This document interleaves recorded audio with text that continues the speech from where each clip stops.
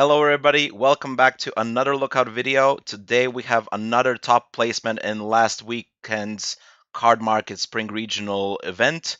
With us is Grzegorz from Poland. So hi mate, how are you doing? Hey, thanks a lot. I'm great, and thanks for having me here. Thank you for being here, and of course congratulations on your 11th place placement. So first of all, tell us something about yourself as a player, as a human being, so that the people can get to know you a bit better. Sure. So I've been playing the game for 1 year exactly. Started during the pandemic because what can we do when you're locked up? So thanks to my two friends, I get into the game, and actually Syn Shenron was my second deck that I played. It changed a lot during the whole year, but I enjoy playing it ever since, especially that you can change your strategies. So I hope it's gonna be interesting.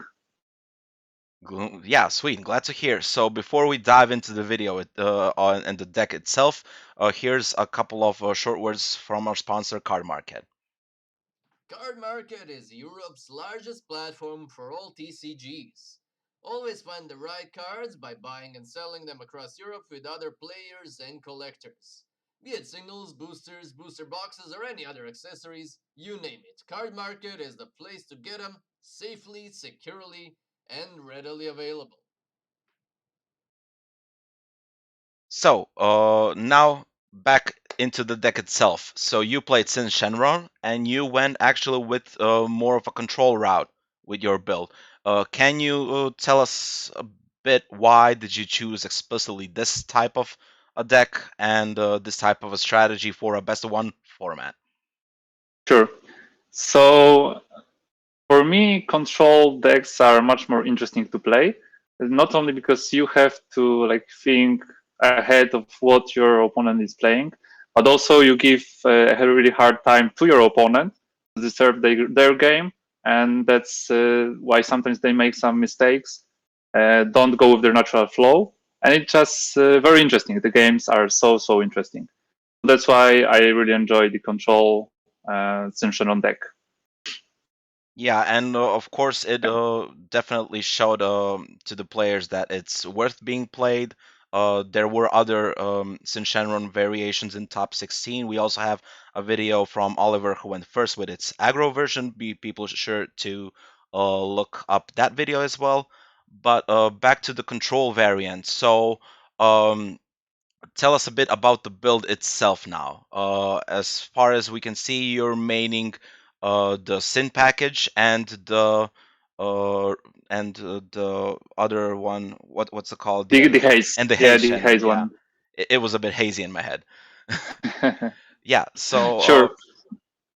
fire So away. actually, there's those two packages there. I didn't plan to play the one-star ball into the Sin 9 drops so often. I just there's like so much removal right now. Almost every single deck has something to remove and pop it very easily. I thought it's not gonna stay long at my board, but actually it did stay long enough to make it work and worth it. And the other package, the haze package, actually I think I played maybe once or twice during the 7 games, uh, except of the ultimate of the Syn Shenron, the leader ability. Hmm. Apart from that, maybe once or twice I played haze, but probably one game I won because of the critical which hit the life. So sometimes you just have to be lucky. Hmm. Nice. So actually, this deck, there's, as I mentioned, the best thing the main goal that I'm playing here is actually to put 2 cards on the board, and one is the surprise attack not from Shenron, and the only way to put him naturally is through the Nuava Shenron, who plays him from the drop area, or via the leader's ability, but that's way too late to play the surprise attack neutron Shannon. What surprise attack neutron Shannon does when your opponent plays a battle card or a unison, you can choose it once per turn and put it to rest mode. So just you can decide when you do it. So that's amazing because you can wait for the best play during your opponent's turn. You just keep using this ability as long as you don't have to, and then put it to rest mode. What's great is it works really awesome with the Putin. Putin enters place when you actually put to rest mode one of your opponent's cards. So the surprise attack can trigger Putin. And what Putin does, she has a barrier, so she stays on the board very long.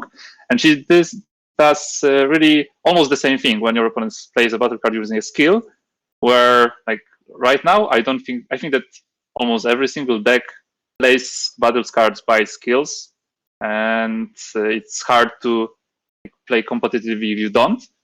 So it's almost triggered every single turn, and very often even during my own turn, to rest something of your opponent. So those two cards actually work pretty much amazing together. How did Putin work if your opponent baited her effect?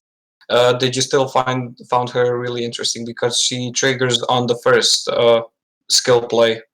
Yeah, exactly. Like some people were smart enough to trigger her, but first, and well, that's a shame, but it also makes them think about it and, for example, turn the way they would normally play their turn, right? They have to think like what to play. They would normally follow their flow, but then you disturb their flow and they have to think of another way of playing their deck. So it's even if it doesn't work the best, it still works okay. One of the main things that I see here, and you have to answer that because of a lot of angry players who want Secret Rare reprints. You don't have Cell Zeno in your deck. You only have the Syn Shenron promo Ultimate Rare. So why did you choose it, and how did it perform during the whole tournament for you? Sure. So it's pretty much an obvious choice for me, as I don't have the other one. So that's pretty much it. Actually, I played him maybe once or twice, but as far as I remember, he immediately got like put to rest mode by Zamasu Super Combo. So I don't remember if I did anything with him really, or maybe blocked once attack, and that's all.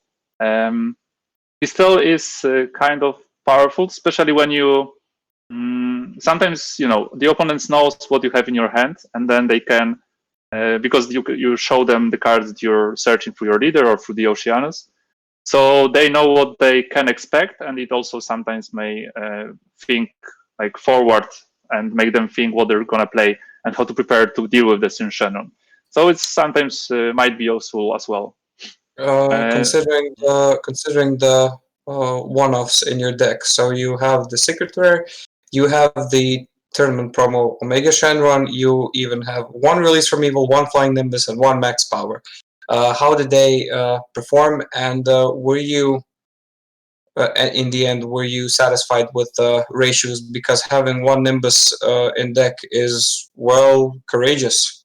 Yeah. Yeah, I must say it might seem so, but actually, when at my perfect turn 2, I would say I've got both my surprise attack Natron Shannon and Putin on the board. So when my opponent plays, for example, 2 battle cards, I can rest 2 battle cards. So it actually stops 2 attacks out of the box, and I don't pay any energy for that. And the longer they stay, it just pretty much generate value. The Flying Nimbus, actually, I probably at least once put it in my energy when I had it. And when I really needed it against, I don't recall, probably it was the Piccolo, the King Piccolo. I had it and I used it, and it worked great. For the other matchup, I was wondering whether to put the Flying Nimbus or Protector of the People. And I actually wanted to experiment with the Protector of the People because my main goal with this deck is to actually put my opponent into a moment when they, for example, spend most of their cards from their hand. They don't have a lot of battle cards in their area, so I try to keep pushing mostly to their battle area. And when I'm really sure I can win, I simply put all my efforts into winning into, for example, in a single turn and hitting them from 4 lives to 0 or from 5 lives to 0. It's something that I prefer playing, maybe because I simply enjoy more waiting for the right moment. And Protector of the People is actually one thing that helps me do it, because they keep hitting my leader, and they, for example, try to combo out to hit and deal a damage, and I just combo with less cards. So I got, especially in one game, I got a little bit into the advantage thanks to this card. Whereas when I would use a Flying Nimbus, my opponent would just simply skip their turn, and I wouldn't get this value. Yeah, it And basically. Release from Evil. Especially, Yeah, sorry, Ivan. What about Release from Evil? Why did you put it here? well, it was a lucky guess. I thought against like the Reboot Gohan deck, but I haven't seen it once. Yeah, because it's banned. Actually, in terms of this one drops, there is one learning from this tournament, is that like not really.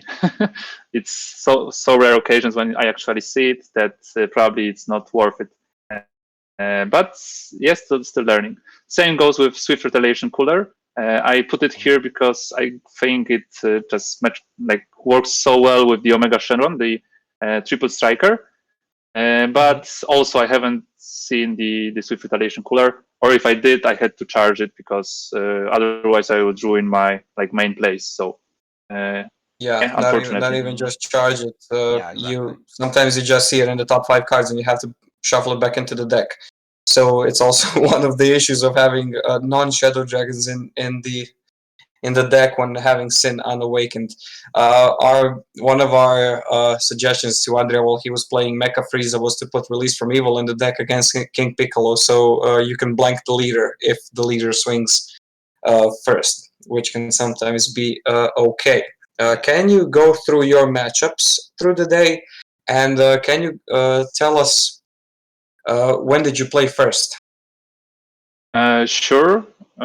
Actually, maybe I won't be able to say perfectly when I was first and when I wasn't. No, it's okay. It was half. I was half matches. Mm-hmm. The first one was with Vegeta and Goku from BT6, playing the Gogeta chain. And actually, this is one of the things why I put the Max Power Kamehameha, because as far as I remember, this Gogeta chain cannot be KO'd, so I can warp it pretty easily. And it went really fine. Stealing the Gogeta with Mechikabura and going for a game was the way that the game went. I mean, if you can't KO it, then just take it. Yeah, exactly. And then minus your leader, deal damage, and then another hit, and that was enough. The other game was with Launch, and I think it must have been really hard for my opponent, because she played everything she normally plays, like the Piccolo Junior, some arrivals, but at one moment on time I had Putin and 2 surprise attack Natron Shenrons. So actually I rested 3 of her arrivals. Yeah. He brought Piccolo Junior, so he couldn't restrain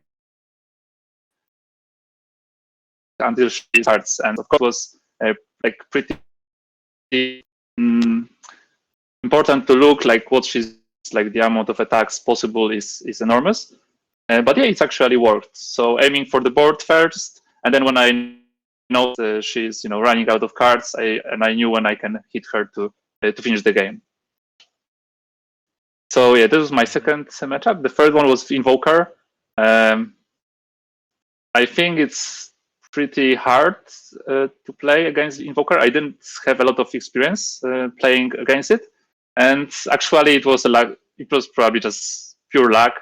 I finished the game by attacking, I think, twice with Mechikabura Unison, because the Invoker has those cards which puts back your battle cards to your hand or whatever, and just attacking with my Unison, which I never do, actually won me the game, and then comboing out the whole hand.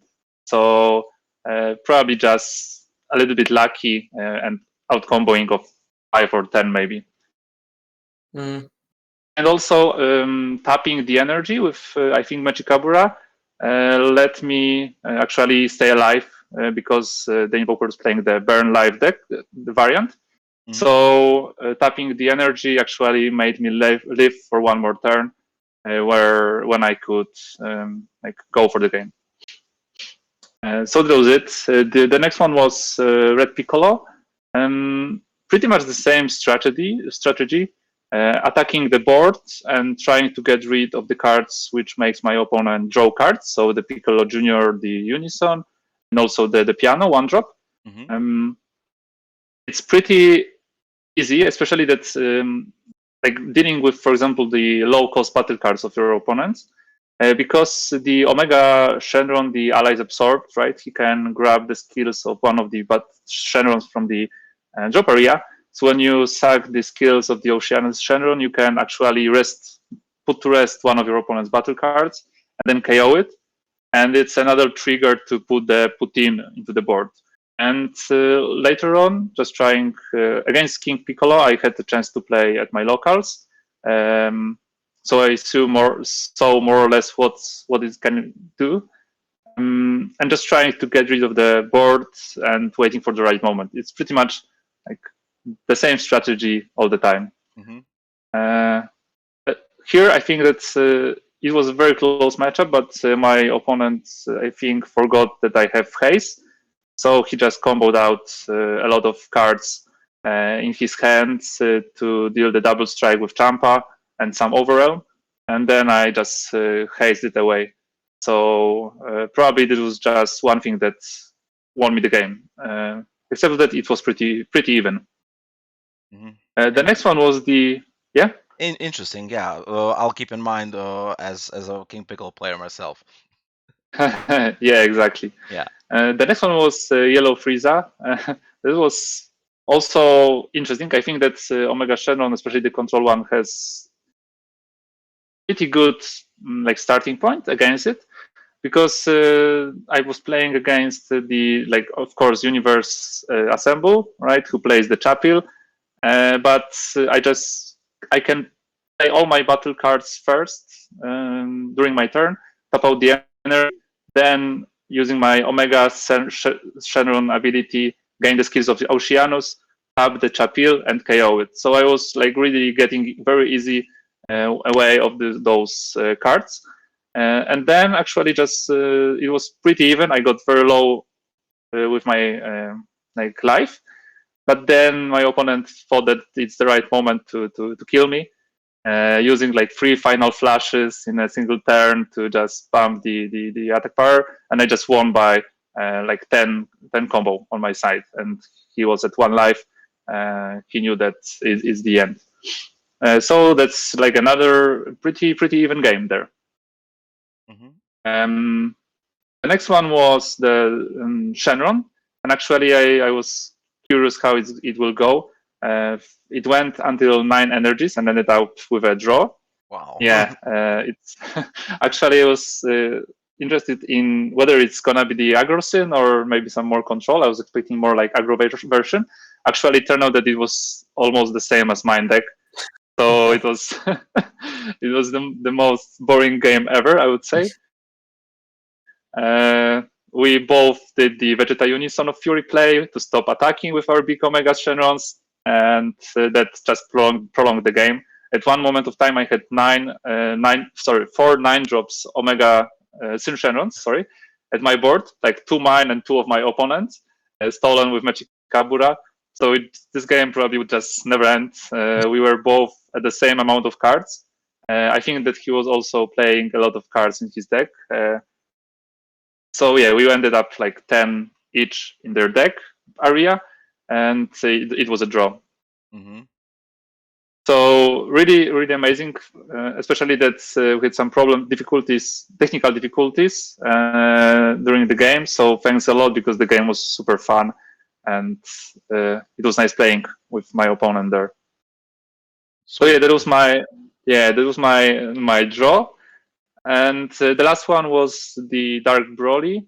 Actually, I think I would next time I would play with it, because I had no chance, I would say, against it. My opponent played it perfectly, like the best execution of Dark Broly I've seen. Like everything to the last single card in their drop area or warp area just perfect.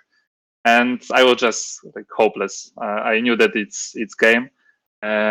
Maybe the next time, if I would play against the Dark Broly, I would probably just mulligan hard for the Vegeta Unison of Fury, just play it and buy me some turns. And yeah, I didn't do it. I left like 3 cards in my hand, so maybe that was the mistake. And apart from that, yeah, it was very good execution of his plays, like playing the Match Kabura to drop to stop, like actually the only play that I could play. Amazing skills there. Yeah, I mean, Syn Shenron, especially the control version, has a really tough matchup against Dark Broly because of the warping effects, and it's really difficult. The topping Syn Shenron had an out just because he played the Raid Shenrons, and they can apply critical pressure to the leader before it can awaken. But when playing the control version, I would just say that you were lucky that you came across only one Dark Broly, so they don't, so they don't run you into the ground, and so you cannot be either on the bubble number or something like that. With this placement, you are one of Europeans' finest, and you will be in the nationals, and probably, maybe, I hope so, in the worlds.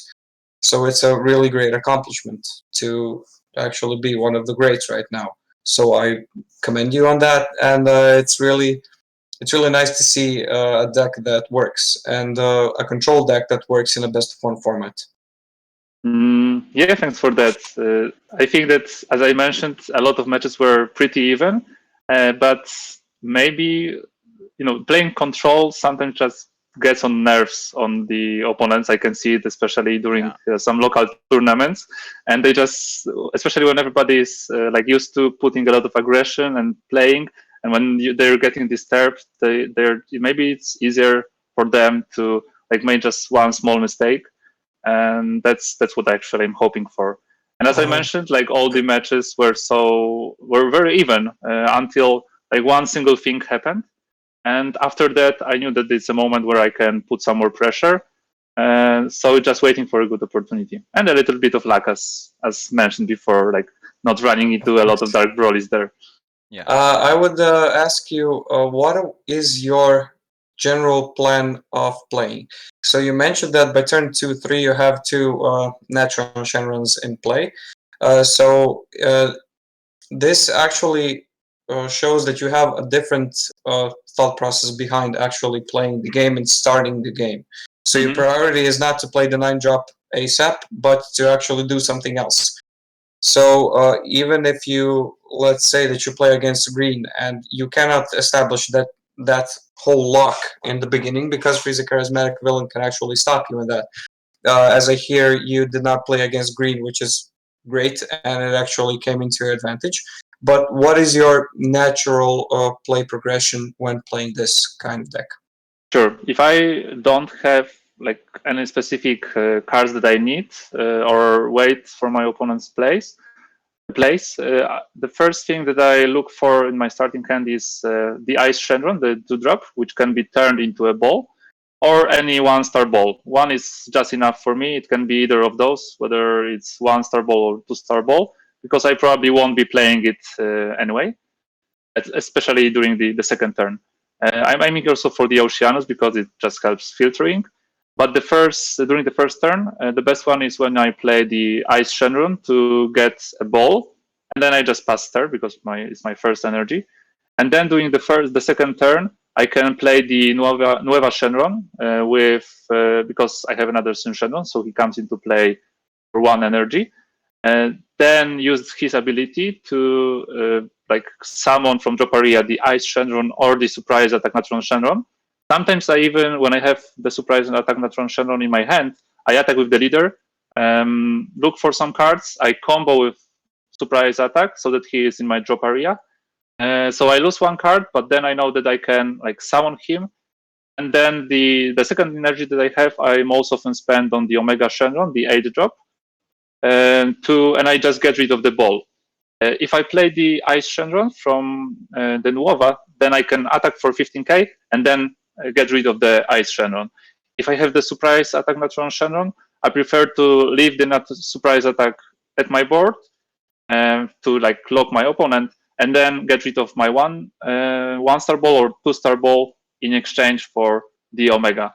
And then in terms of like second turn, I can use the Omega skills to, for example, gain like barrier and blocker, get rid of some, I know, Chapil or whatever.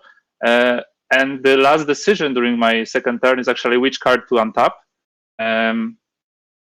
I often untap the Nueva Shenron or the Omega Shenron, because I value more the Nueva, because I know that people will try to get rid of either the surprise attack Natron Shenron because they know that it stops their game, or the Nueva Shenron so that I don't pop him back. And that's why I untap him, or I untap the Omega Shenron if he gain barrier and blocker. So that's what I try to do. That's my second turn. Hopefully, at their turn, when they play a battle card, I can rest it and play Putin, and then I just can wait. Yeah, you can sit comfortably actually Yeah. behind the steering wheel. The turn 2 is definitely different than most controls in Shenron players play. So people don't expect you to pitch in the natural Shenron and play ASAP. People would expect the 9 drop, okay, the 8 drop for sure, but maybe the 9 drop in a control variant. So this is something that really people won't expect. And when you said that you even combo out the natural Shenron from hand, and attack while comboing with the leader, people usually will let the leader swing, because nobody's gonna expect something out of the ordinary on a leader swing at Syn Shenron second turn. So yeah, that's a good momentum to just use the card that you need from your hand in the drop. Yeah, especially, well, sometimes I made a misplay, or I couldn't attack my leader, or I simply forgot due to, I don't know, some stuff in my head, that I simply didn't combo the surprise attack from Shenron, which I got from my leader effect, and I was like so sad that I didn't do it. I should have done it, and I should have played with Nueva.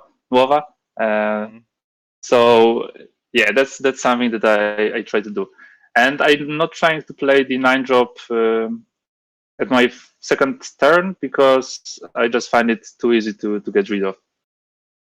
Yeah, Definitely. and it hurts like hell sometimes. I mean, you can use it in one of those situations where it's especially cool against Red Broly if they remove the 9 drop and they want to smack you in the face and literally try to end the game then and there.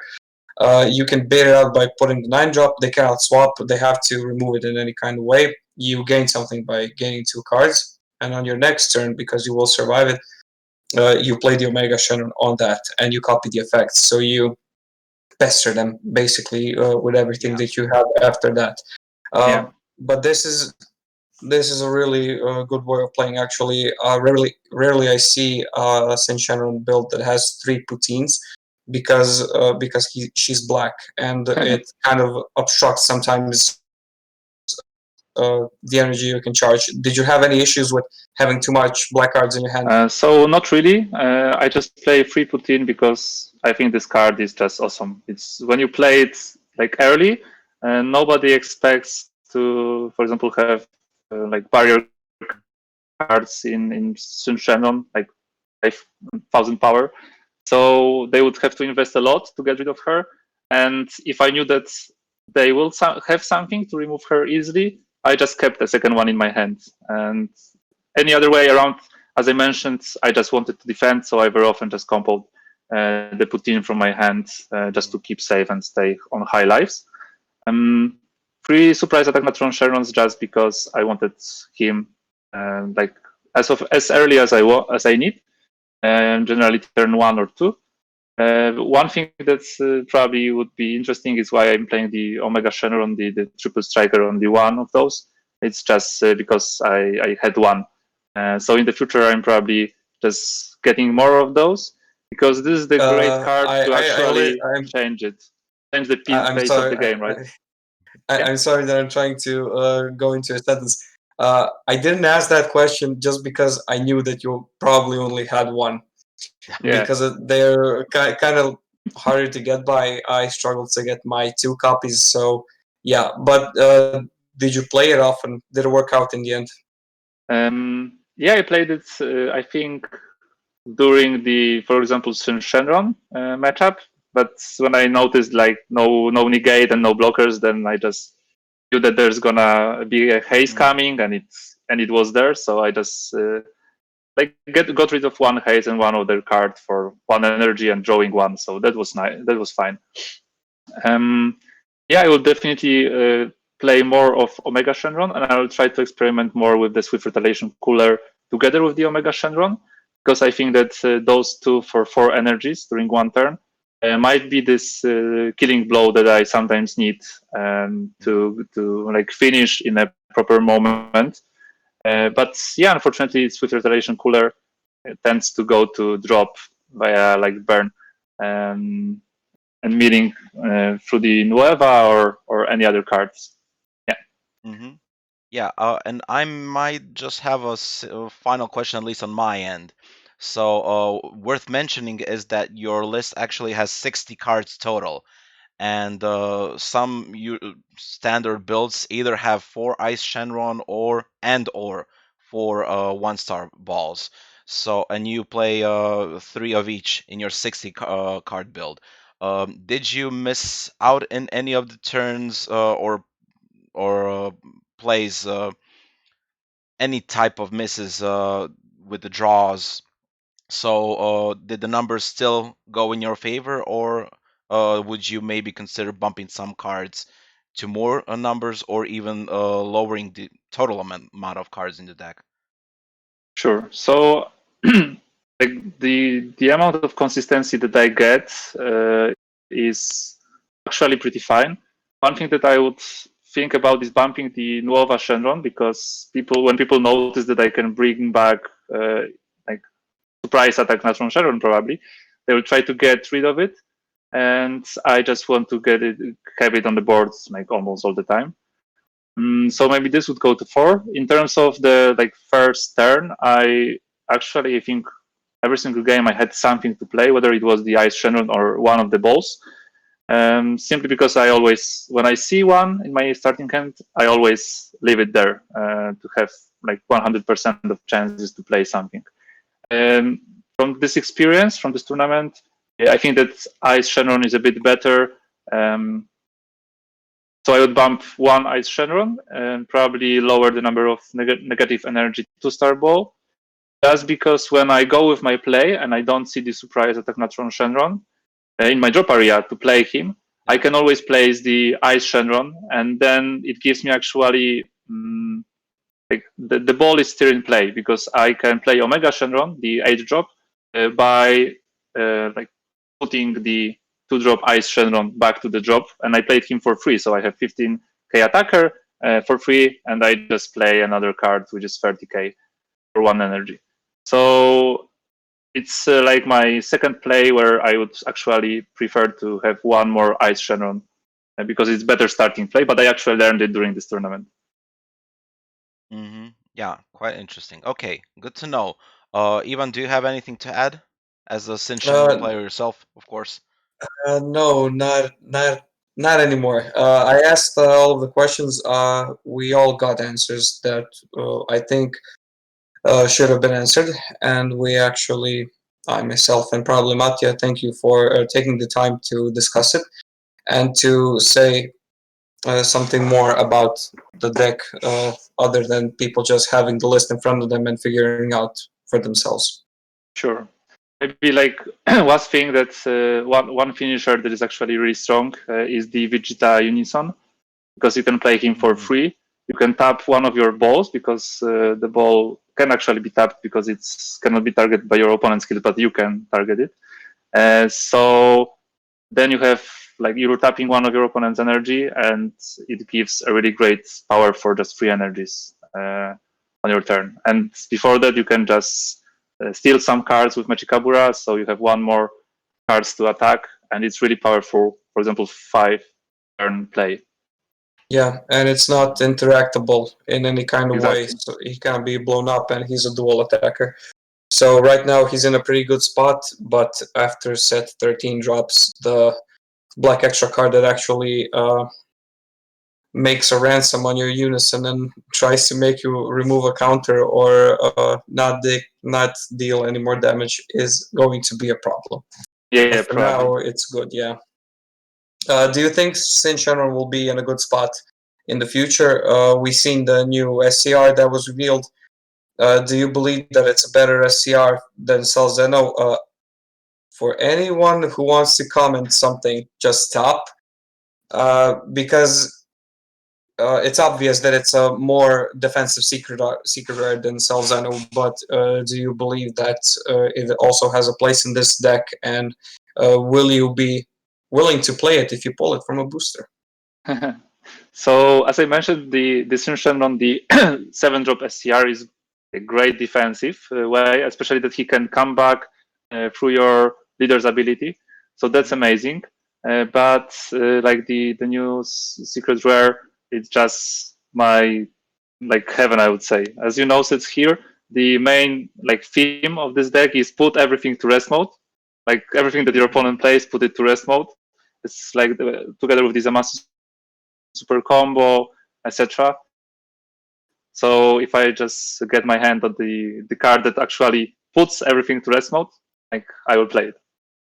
Yeah, well, I hope you will pull it from one pack so you don't have to buy it from Card Market.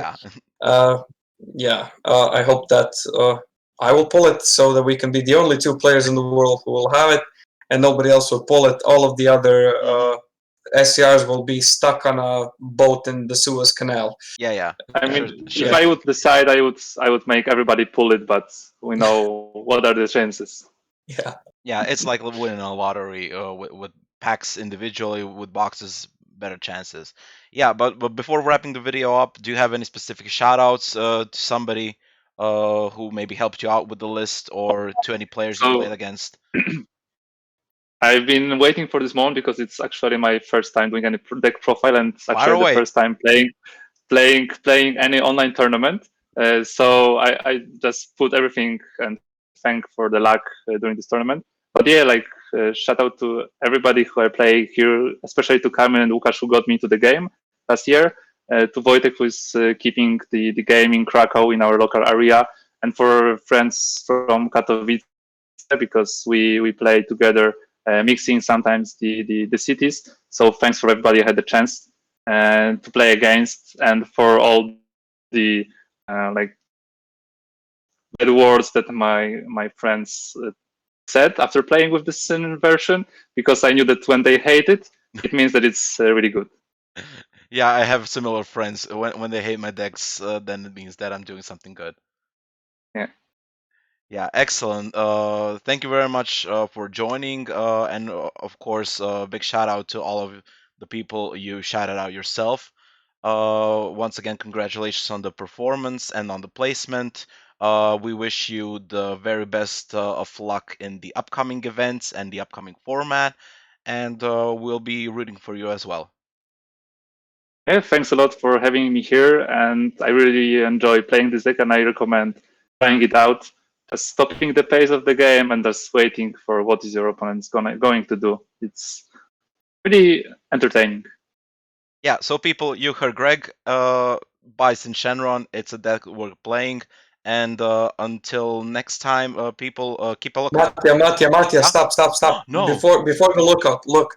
You cannot say to people that they should buy the Syn Shenron deck. Did you hear the man say what a grind is the mirror match? Nobody wants to play CM tournaments for 9 turns. No. Guys, keep a lookout.